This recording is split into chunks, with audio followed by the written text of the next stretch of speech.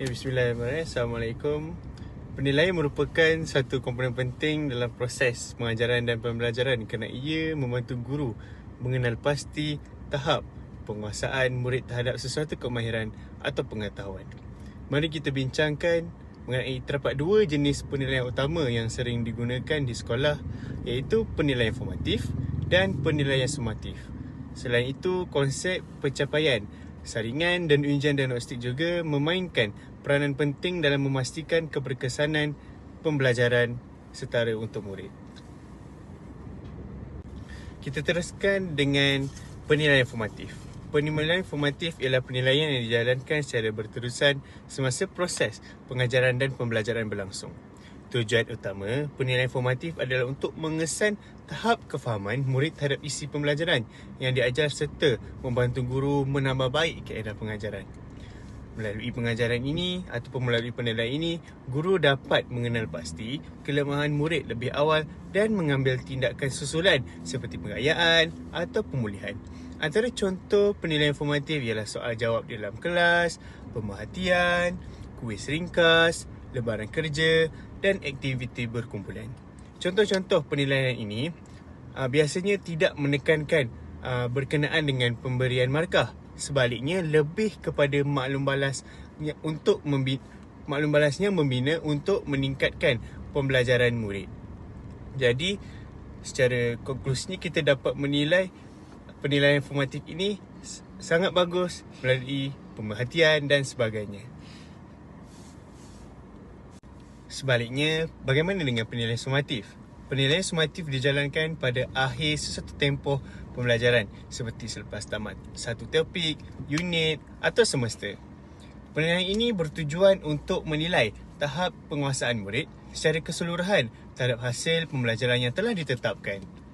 Penilaian sumatif sering digunakan untuk tujuan pelaporan, penggradean dan membuat perbandingan pencapaian murid dengan standard yang telah ditentukan.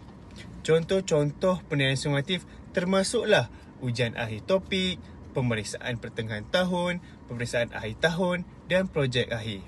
Berbeza pula dengan penilaian formatif. Penilaian sumatif lazimnya melibatkan pemberian markah dan juga grade. Dalam konteks pendidikan pula, penilaian dan pencapaian merupakan dua konsep yang sangat penting, yang di mana dua konsep ini saling berkaitan tetapi berbeza.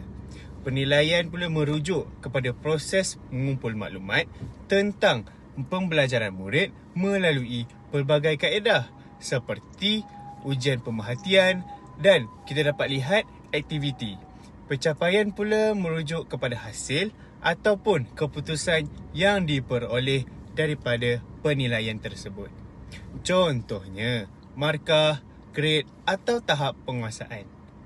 Ringkasnya, kita juga dapat melihat penilaian ialah proses.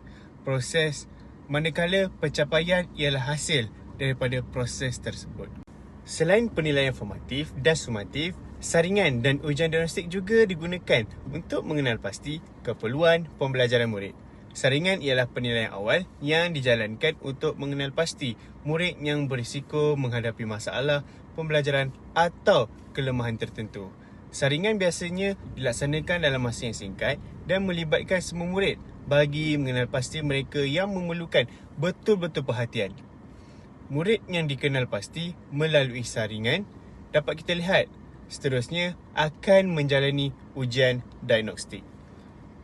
Ujian diagnostik pula boleh kita katakan bertujuan untuk mengenal pasti secara dengan lebih terperinci punca kelemahan atau kesukaran pembelajaran murid. Ujian ini membantu guru memahami aspek-aspek tertentu yang terlibat yang belum dikuasai oleh murid.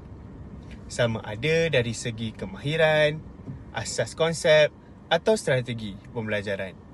Hasil ujian diagnostik akan digunakan untuk merancang program intervensi yang sesuai seperti kelas pemulihan atau pengajaran berfokus.